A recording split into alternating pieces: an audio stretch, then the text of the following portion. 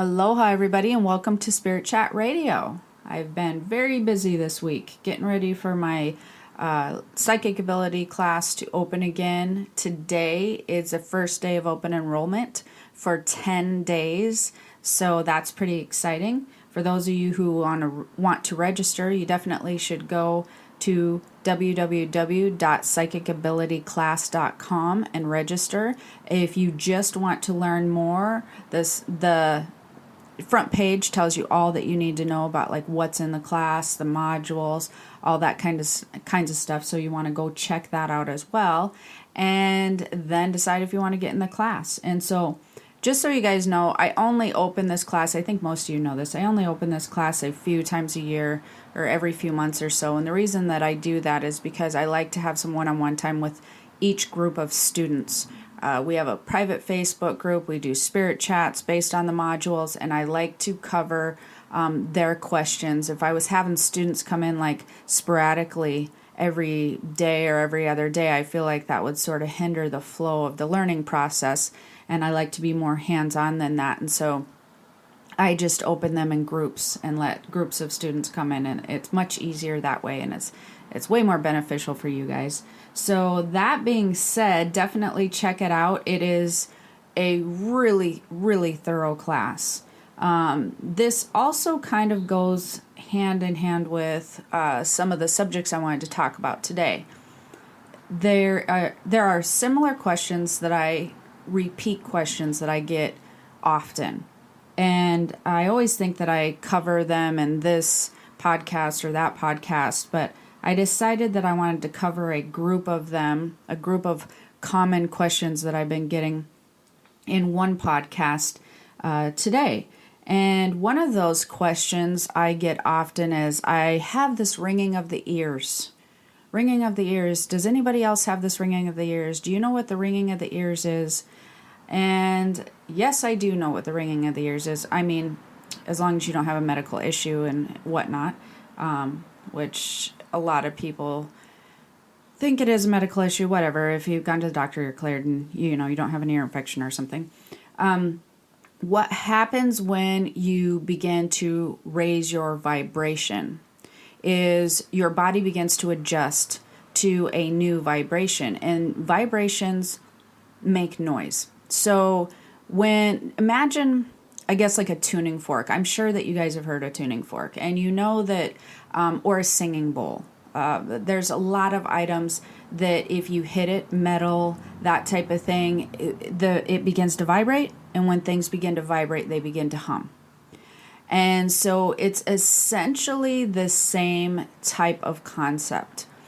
Most people, when they are moving from the physical-based energy to the spiritual-based energy, which I know you guys have heard me talk about like a million times, when their bodies begin to transition and move over, and you're going from just being purely physical-based to also, being more involved with your spiritual body, or being more aware of your spiritual body, and you begin to balance the two of them, what happens is your vibration begins to raise.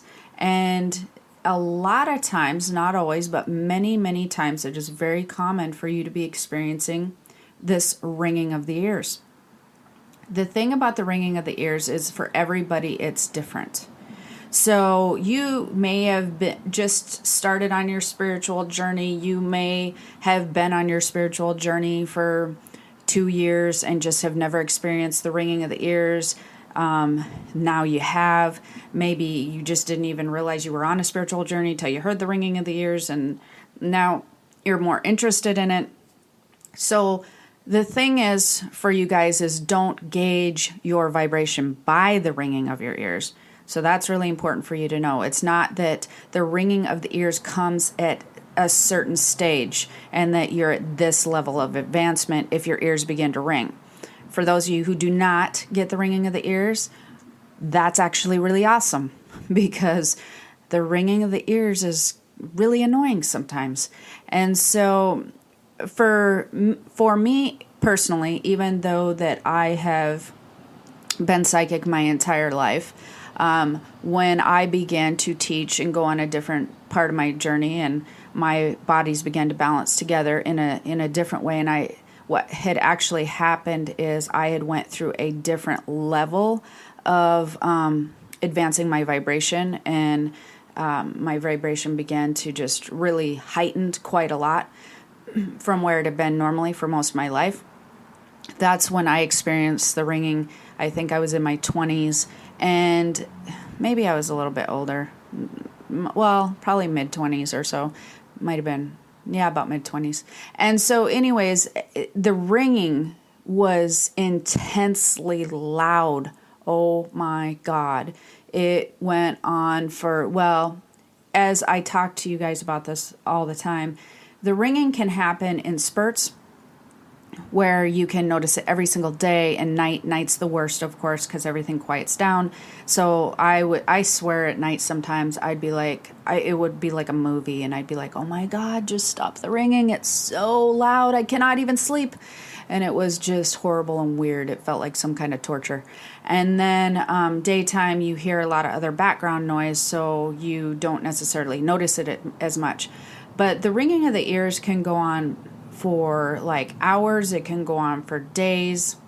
It can go on for years. It can go on for a really long time. Stop. You can have it gone for months or years, and then it can come back again, which is super awesome. We always love it when it, goes away and comes back. That's great.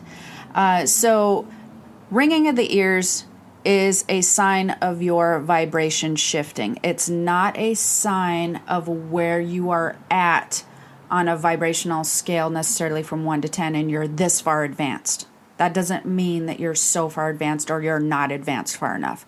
It just means for your particular body, your particular bodies, your particular self at that particular moment that your vibration is shifting and raising.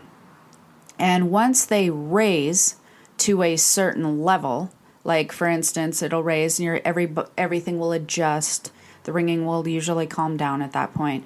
As then it may go away and then you may have it happen again. So like I said, everybody's different. They're going to potentially have it happen at different times, but don't go around wishing you had the ringing. I'm telling you, it's not awesome. And if you have the ringing, just learn how to ignore it. That'll be literally your best bet. If it's really loud at night, turn on a radio, fall asleep to a radio, fall asleep to a TV show.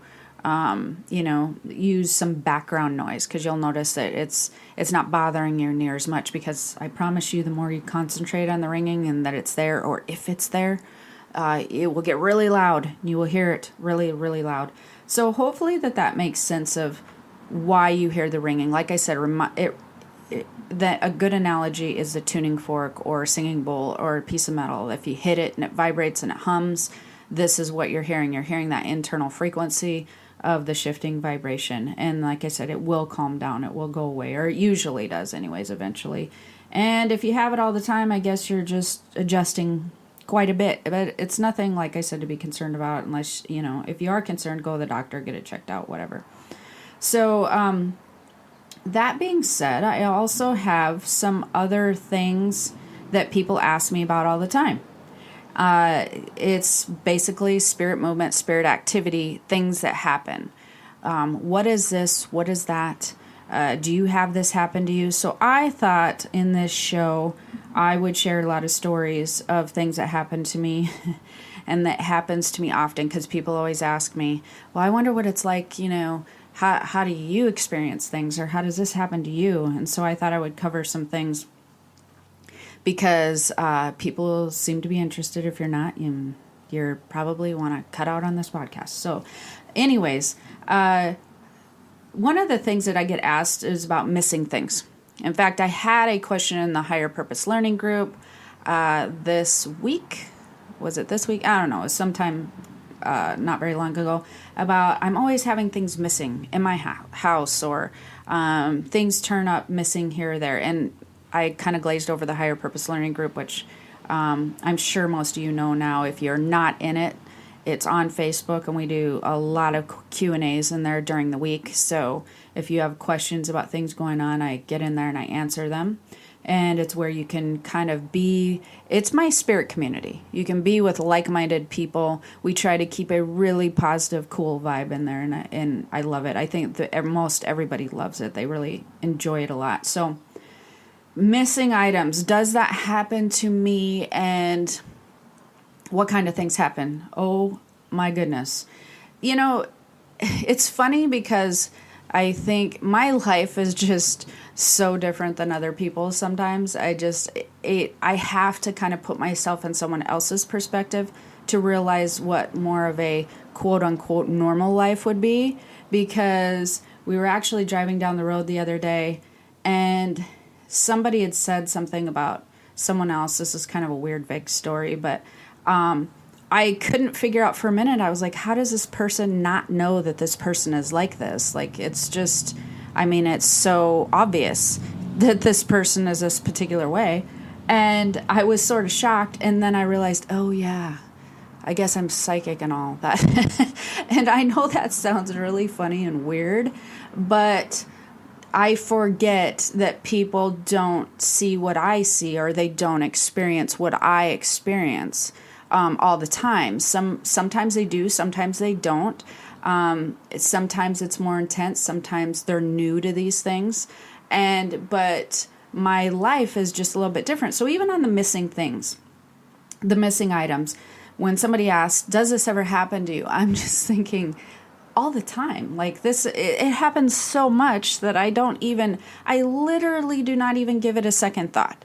I mean, it's just like in my mind, in our household, if something goes missing that is fairly obviously missing, and the next thing you know, it shows up. We have this happen all the time. Channel changes will go missing. You will look everywhere and literally leave the room, and not even kidding you, nobody will be around. Half hour later, you will come back. It will be sitting right on the couch cushion. That's just a normal thing that goes on in my house. It happens all the time. Missing glasses, missing eyeglasses, missing trinkets, missing... it's just everything. And then it'll just show up and be right there where you'd looked a million times, or right in very plain view where it obviously wasn't before. It's just super common. And none of us think about it because it just happens so much. But I have a funny story about that. About a trampoline, which I had mentioned in the Higher Purpose Learning group. So when I was doing a lot of in-person group readings, this was years ago. I was probably late 20s, early 30s. And I would do a lot of them in person. And when I would do them in person, these group ones, the vibration of the group would raise really high. I mean, I would heat up like crazy. Everybody would just be like, wow, this was really intense. Every single time I would do a group reading, though, I knew something was going to happen. Because in my life, when I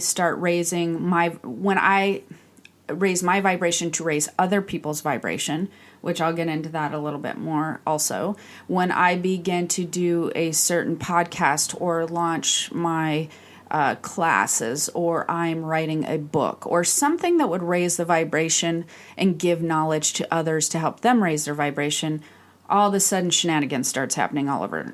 But more so than normal. The missing channel changes and all that's just normal. It doesn't matter what I'm doing. But the major things start going down when I'm starting to work on a project to raise people's vibration. So I was coming home. I was with my kids and my husband, not even thinking, or I was very tired. I knew something would probably happen, or I'm not surprised when something happens when I come back, because after these groups, something would always happen. So I come home, and as we're coming home, we live on this huge, like 7-acre lot at the time. And as we're pulling around into the driveway, I'm like totally wiped out at this time, exhausted. I look at the trampoline as I did every single day when I drove by, because for some reason my mother or grandmother, I can't even remember, but they always were like, somebody jumps on the trampoline when you're not there, because it was such a big lot that it didn't have any It wasn't fenced in because, it was kind of out in the country a little bit.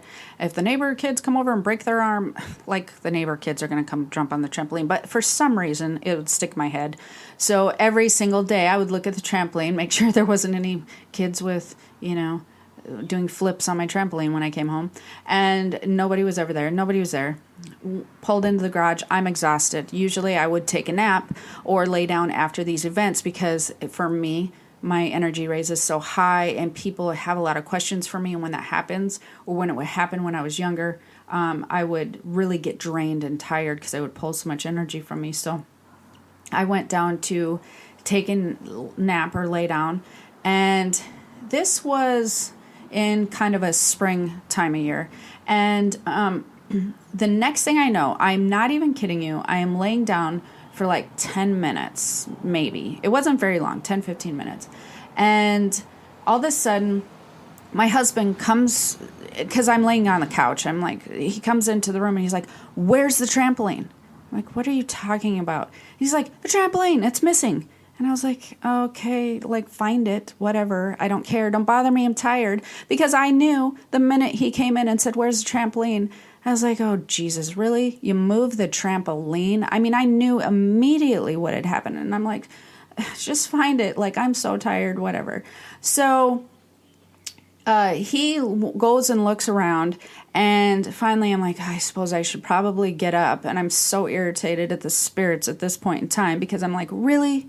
Really? The trampoline? I mean, come on. And so I get up. And the funny thing about this is there was a 10-acre field next to ours. There was not any wind whatsoever blowing. And in this field next to ours, there was wheat or grass growing waist high. My husband and my son found the trampoline in the middle of this 10-acre field. Not one blade of grass or this waist-high wheat or grass was broken or tipped over by the time that they got to the trampoline. Not an ounce of wind in the air. I mean, nothing. And so as they walked towards the trampoline, there was this piece of plastic that had also been around the leg of the trampoline. So it wasn't wrapped around the leg. And I remember this because I was going to remove it 2 days before and I kept forgetting. But this piece of plastic had blown, so it was almost in a U shape around the leg. It wasn't wrapped around, but it had blown and the leg caught it. So one side went on each side of the leg. This piece of plastic was still perfectly in place around the leg of the trampoline. And my husband was a little freaked out by this. This was the one that kind of freaked him out. The other stuff doesn't tend to freak him out, but this one kind of made him a little nervous. So he's like, "Jen, why is the trampoline in the middle of the field over there?" And I was like, "I don't know. I mean, obviously they were trying to get your attention more than mine because it was kind of freaking him out," which was sort of funny to me. Anyways, so as my husband and my son walked over to get the trampoline, of course, for every foot you took had pushed down the grass. So you definitely left a trail. And man, it took them a long time to get that trampoline back to the house because even they were strong. They were strong boys. And they had to drag that trampoline back and it plowed the entire 10 feet of grass over the entire way. So they left this trail of grass or wheat just being plowed down or, pushed to the ground behind them. Kind of like those weird alien things that you see when they do it in the middle of a field. So, I mean, it was clearly obvious. It was moved in an instant and placed there perfectly. And so that was one of the funnest stories I have about something that's missing. So, yes, my trampoline went missing. It was hilarious and fun that it freaked out my husband. However, once they went from moving glasses and, channel changers to things like a trampoline, I had a very stern talk with them and said, "Look, if I wake up, my car is moved at any point in time, so help me God, we're going to have a problem." So I gave them very strict instructions. They were not to mess with my vehicle because I started thinking, trampoline vehicle, they're the same size. I mean, I wouldn't put it past them at this point in time. So, but so many things that become missing, it's just such a regular occurrence. Throwing things or like things being moved. Again, that happens often. I mean, I remember, and it happens right in front of our eyes. Like we will literally, I know that some of you seen the post that I had made when I was at my mother-in-law's of the prayer hands flying off the piano. Literally just flew off.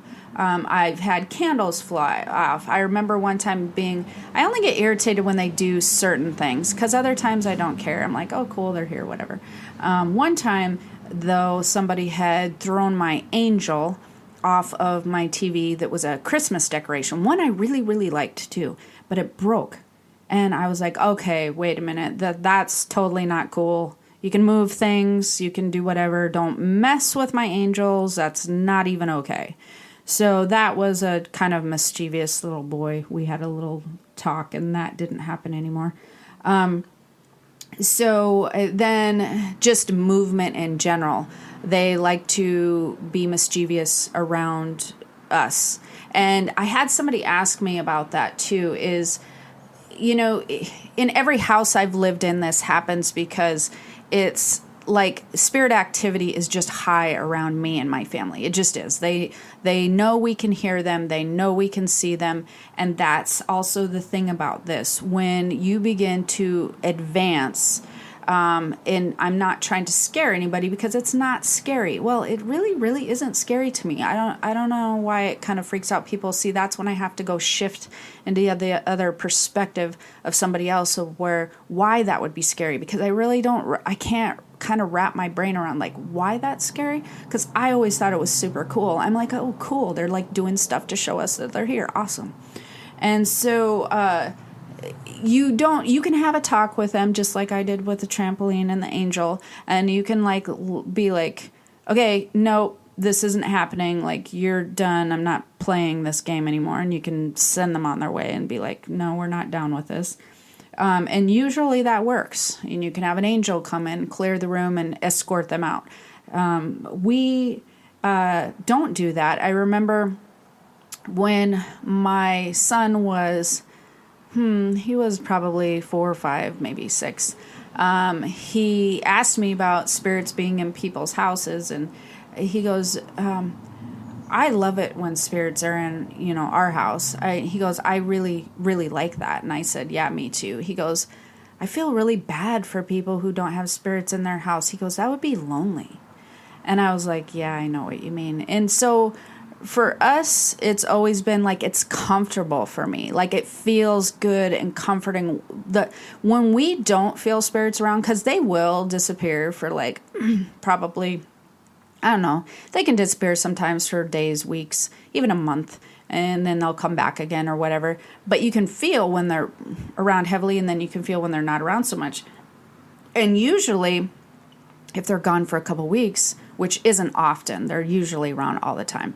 But if they're gone a few weeks, somebody in the family will be like, weird. Like, you've noticed that there hasn't been much going on, or we haven't felt them around very much. And the minute that we even do that, they're, of course, right back in.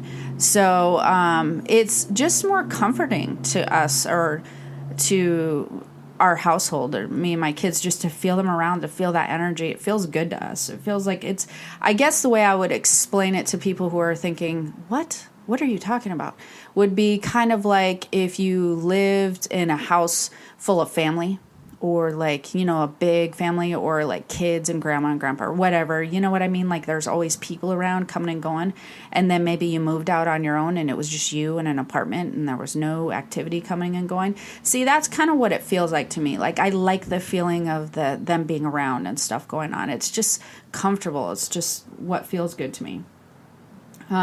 So anyways, my whole point of that is they tend to follow us. They aren't attached to the house. And I was trying to explain that also to somebody with a pet. Somebody had asked about a pet being in their home and that had passed over, and asked me, would the pet move with them if they moved?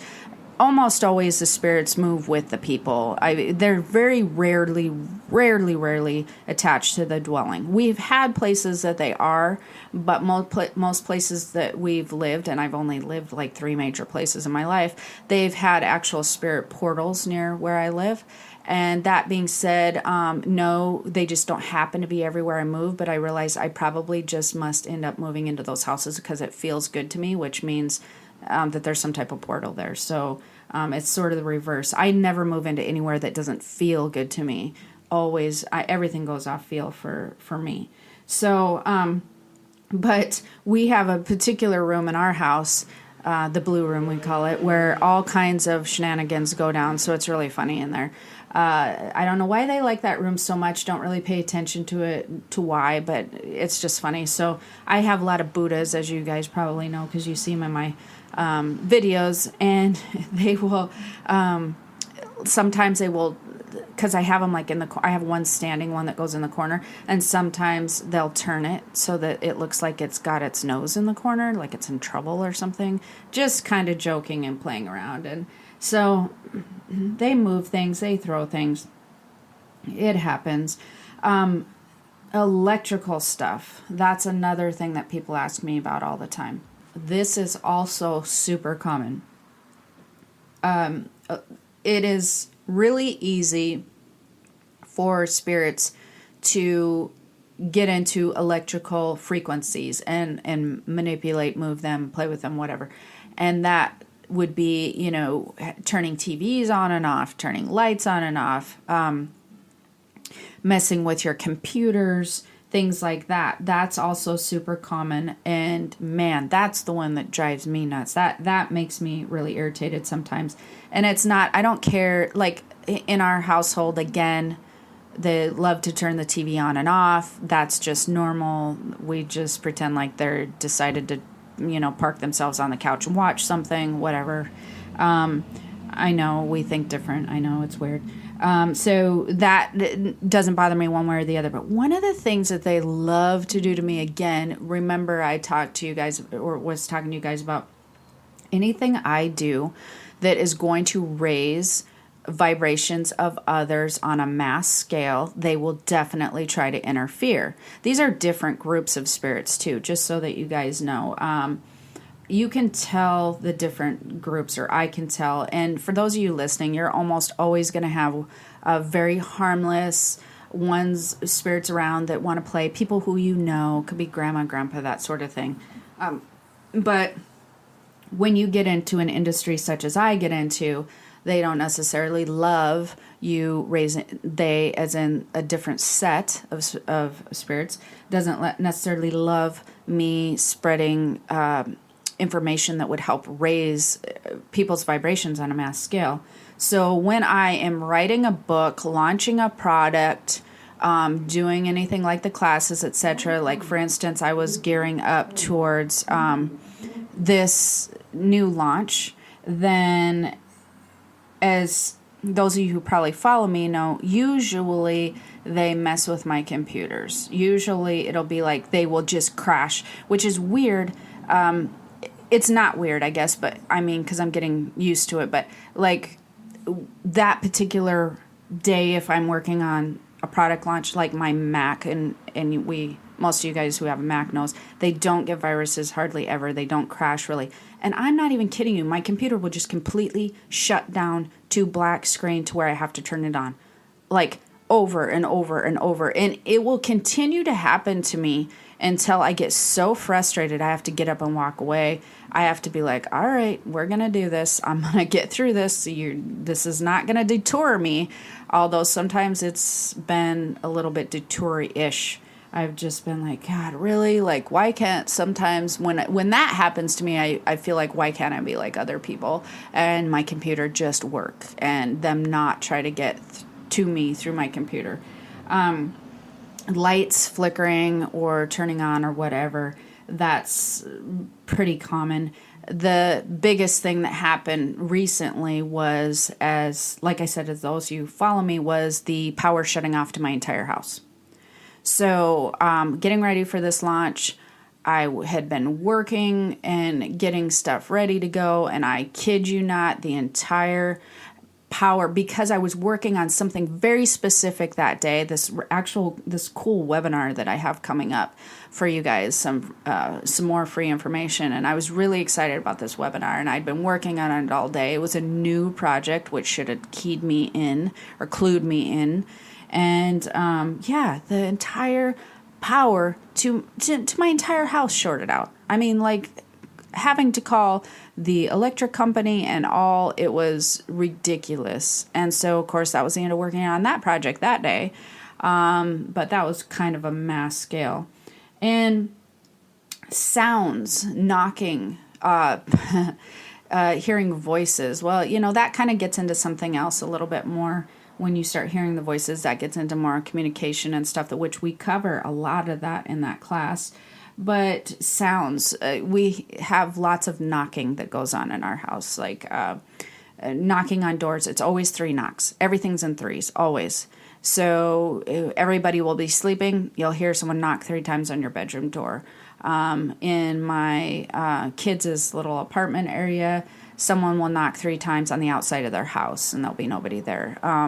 They'll knock on our front door. There will be nobody there. And our house is gated in, so it's very clear if there's somebody in our gated area, and that is pretty common. They like to knock on windows. My daughter was in her house. It started happening to her the other day, and she was like, "Mom, I was about ready to throw down with the spirit this morning. I'm not even kidding you. I was so mad because she had finally got to sleep, and she was having some good sleep, and it was tap, tap, tap on her window. And, of course, they stop as soon as they get your attention. And so, like I said before, they follow the people who are open and hear them, or that they know pay attention to them. And touch is always a good one it happens often. The whispering or the touching or whatever, that's more of an individual basis thing. Bursts of lights was the last thing that I wanted to cover. That's also super common, seeing bursts of lights or bubbles. And there's for instance, one funny story that I have that you might have heard before, but a few times we've seen, or several times, there will be a burst of light that will happen it's always been in the house. It hasn't been outside the house. And so one of the funny stories I have about that one was when my cousin had brought over her kids to play, and they were running around the inside of my house, and there was a burst of light that was 3 feet off the ground. It had a little bit of a green tint to it, and it was such an intense burst of light that it was exactly like those old cameras that you would see like way back in the 40s or something, those flash bulbs that would go out and pop and make that noise.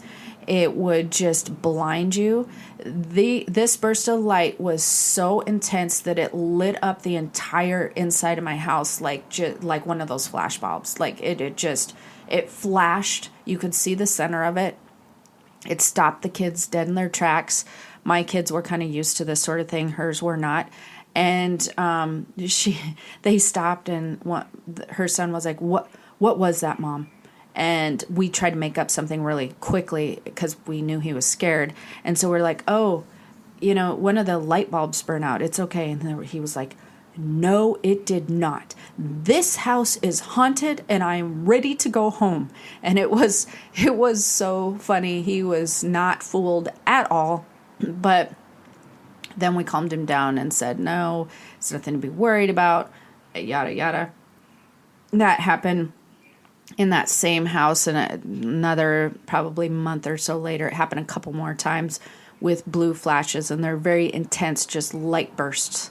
And they come with a noise too, almost like when something comes through a dimension like that, almost imagine it like a sci-fi movie, kind of like a little bit of a, not of a pop. It's a interesting noise, but it will come with the noise.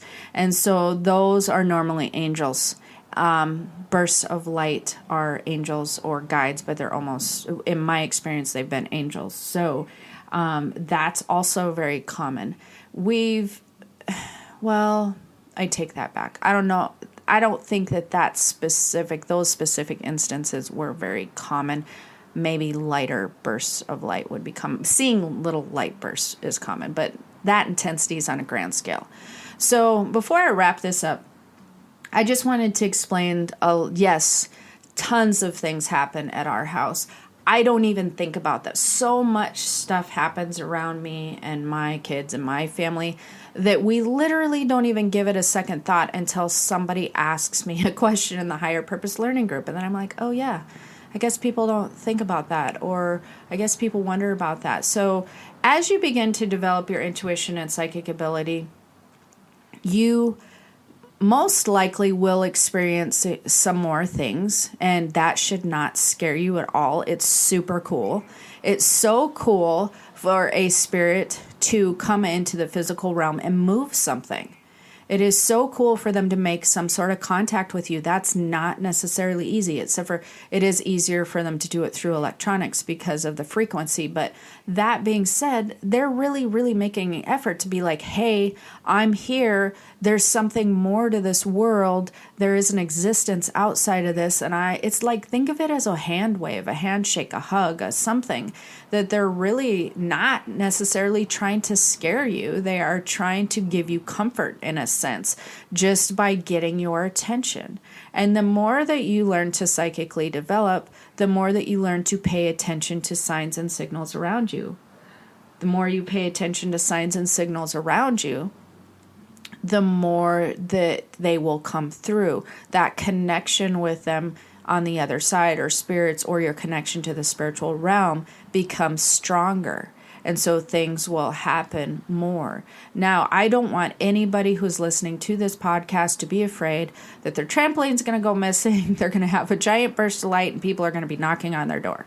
You guys have to understand that everybody has this ability. Everybody has the ability to experience a lot of things, but don't be afraid of it happening to you, because the intense energy and my connection with the spiritual world is obviously on a very grand scale. So when they're trying to get my attention or do something, my connection's really strong. And so I just don't want you to be afraid that, oh my God, something like that's going to happen to me if I develop psychically.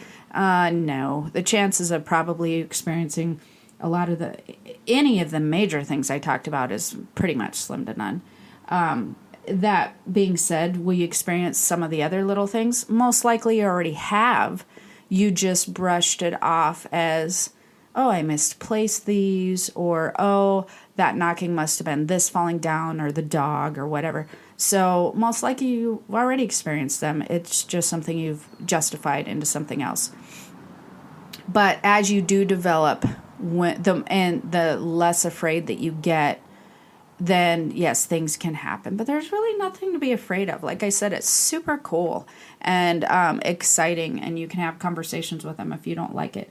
But it takes them a lot of effort. So appreciate the effort. Appreciate the comfort that they're actually trying to give you. Like, I guess, again, I look at things so differently. Like, I feel so grateful and really appreciative, and I find that bond or the experience they're trying to pass on to me, I find it very cool and exciting, and just I feel very blessed, and you guys should too, when they're going to exert that much energy to give you a sign or a signal. So that being said, this went a little bit longer than I anticipated it. Definitely check out my Intuition Psychic Ability class, www.psychicabilityclass.com. If you're interested, this class is for beginners. It's for advanced people. There are a ton of information. There is a ton of information. You can do it via video, you can do it audio downloads. If you don't want to listen to video, I like listening to audio better. There's like sheets in there and charts, and there's all kinds of stuff. If you are interested in learning how to develop, you can develop so far on your own, but at some point when you're feeling stuck, frustrated, or blocked, the reason is you need more information and you need a process. This class is built on a process. There's actual steps and processes that take you from the beginning of not knowing to developing. So there's an actual process that I use. And if you're feeling stuck, it's very helpful. Don't forget to get in the Higher Purpose Learning Group if you're not in there.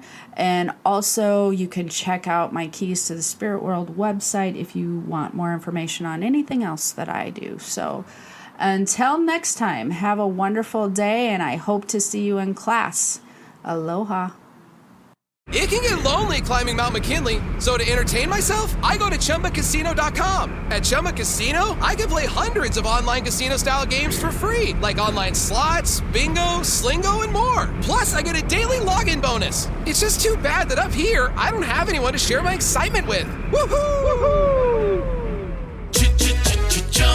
Live the Chumba life. Anytime, anywhere. Play for free now at ChumbaCasino.com. VGW Group. No purchase necessary. Void where prohibited by law. See terms and conditions. 18+. Black Friday is coming, and for the adults in your life who love the coolest toys, well, there's something for them this year too. Bartesian is the premier craft cocktail maker that automatically makes more than 60 seasonal and classic cocktails, each in under 30 seconds at the push of a button. And right now, Bartesian is having a huge site-wide sale. You can get $100 off any cocktail maker or cocktail maker bundle when you spend $400 or more. So, if the cocktail lover in your life has been good this year, or the right kind of bad, get them Bartesian. At the push of a button, make bar-quality cosmopolitans, martinis, Manhattans, and more. All in just 30 seconds. All for $100 off. Amazing toys aren't just for kids. Get $100 off a cocktail maker when you spend $400 through Cyber Monday. Visit Bartesian.com/cocktail. That's BARTESIAN.com/cocktail.